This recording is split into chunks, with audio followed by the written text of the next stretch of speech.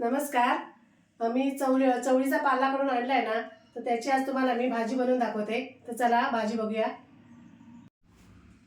आता ही पानं आहेत ना, ती आपल्याला याचा देठ आहे ना, ही तिन्ही पानं वेगळी करून घ्यायची अशी. आणि हे आपल्याला जे असतं ना, ही काडी ही घ्यायची नाही, फक्त अशी पानं घ्यायची काढून. फक्त पानं घ्यायची, फक्त पानं घ्यायची काढून.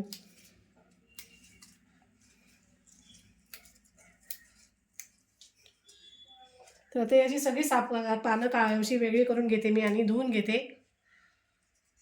एवढी पानं लागतील ना आता, म्हणजे आपल्याला? हो, लागणार एवढी पानं, कारण काही भाजी ही पानाची भाजी ना शिजली ना की ती एकदम कमी होते. त्यातलं पाणी सगळं सुकून जातं. हां, बरोबर. त्याच्यामुळे आपल्याला लागणार आहे ती तेवढी.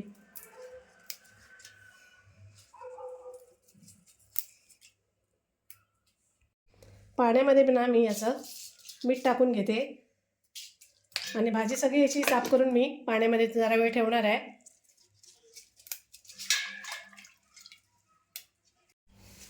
आता मी भाजी ना बारीक बारीक कापून घेते, एकदम बारीक अशी कापून घेणार.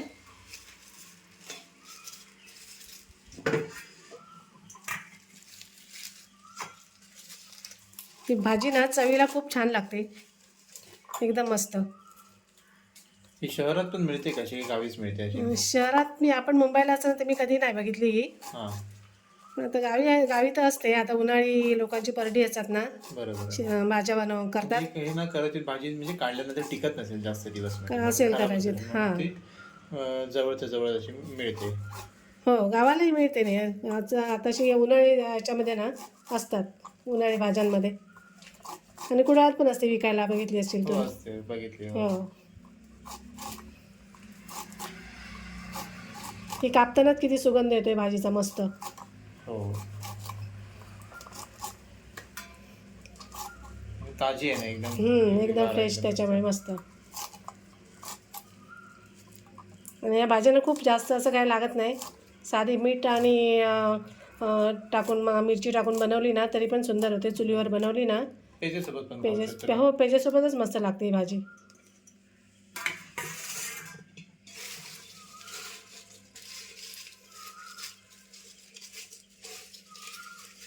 आपण पण अशी साधीच बनवणार आहोत. हो, साधीच सिंपल एकदम बनवणार आहे, तशीच छान लागते. फक्त मी याच्यामध्ये थोडी मूग डाळ ॲड केली, टाकणार आहे. जराशी भिजत टाकली मी, मूठभर अशी मूग डाळ ती टाकणार आहे.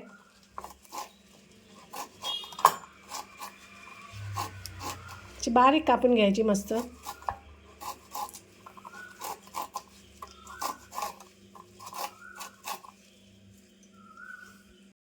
आता मी भाजी कापून घेतली आहे बारीक एकदम. आता 3 कांदे घेतलेत मी आणि या 4 हिरव्या मिरच्या घेतल्यात. हे सुद्धा मी असं बारीक बारीक कापून घेते.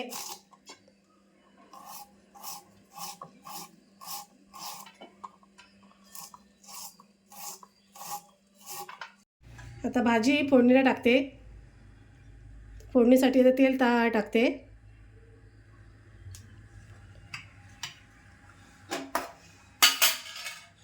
तेलामध्ये आपल्याला कांदा आणि मिरची मी एकदमच टाकते.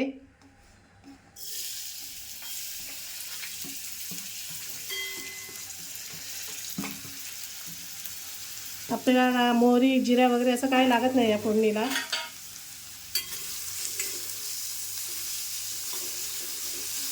कांदा मस्त असा मऊ करून घेते.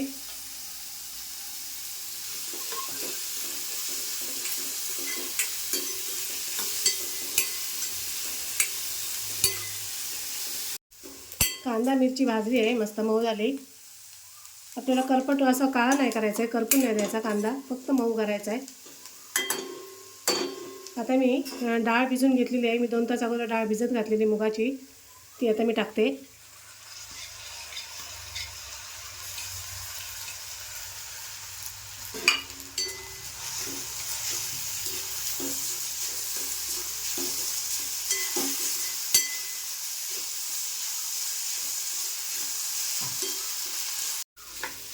डाळ परतून घेतली. आता भाजी घालूया.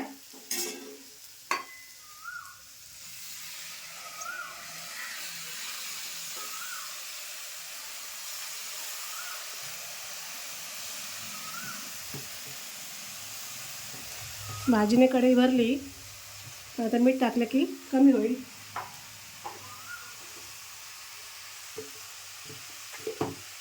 आता मी मीठ पण टाकते चवीप्रमाणे. याचं मीठ कमीच टाकायचं कारण भाजी कमी होते नंतर.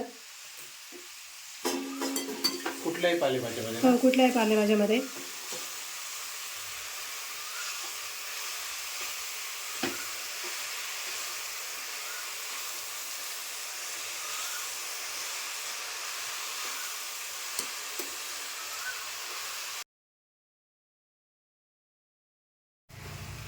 परतून घेतल्यावर भाजी बघा आता किती कमी झाली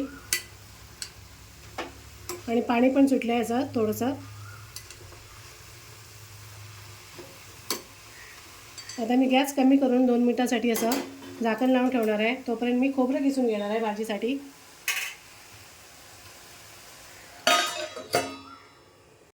भाजीसाठी आता ना थोडंसं खोबरं किसून घेते, ओलं खोबरं.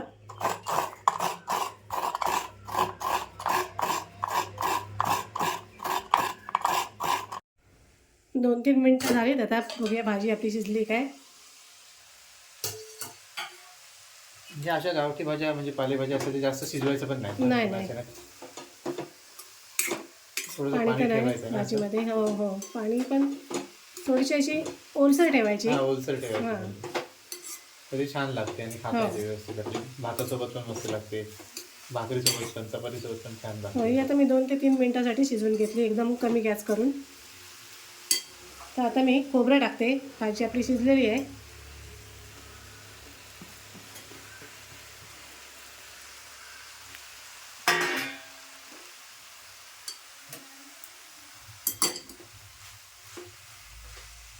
झाली, रेडी ना आपली भाजी आता. हो, झाली. पालेभाज्या झटपट होतात ना तयार. पटकन होतात तयार आणि पौष्टिक पण असतात पालेभाज्या.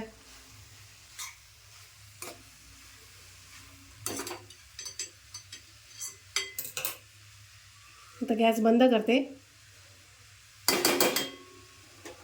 मस्त अशी भाजी बघा चवळीच्या पानाची तयार झाली. तुम्हाला सुद्धा शक्य असेल तर तुम्ही या चवळीचा पाला मिळाला असेल ना तर तुम्ही सुद्धा करून बघा. आणि व्हिडिओ आवडल्यास लाईक करा, कमेंट करा, शेअर करा आणि आमच्या चॅनलला सबस्क्राईब करा. आणि आमच्या इंस्टाग्राम चॅनलला पण फॉलो करा. कोकण करून या नावानेच आहे आणि फेसबुकला पण आहे. धन्यवाद. धन्यवाद.